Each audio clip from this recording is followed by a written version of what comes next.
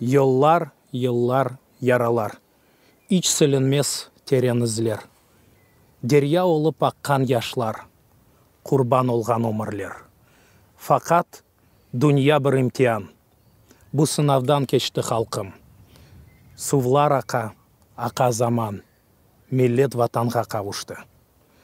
Bu toprak değil. Bu benim kanım. Vatanım Kırım, milletim Kırım.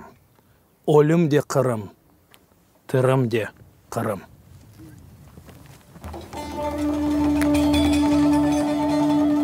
Güzelsin güzel, dağların yüce, yürekte varsın, diz çökerece.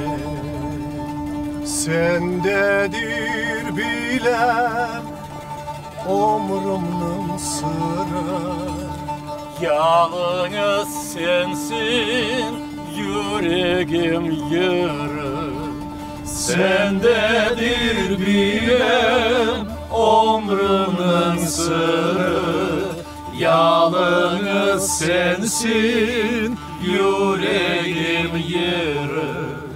Dünyada varsın ey ana Kırım, sen benim bitmez, tükenmez yerim. Vatanım Kırım, milletim Kırım, canım da Kırım, kanım da Kırım.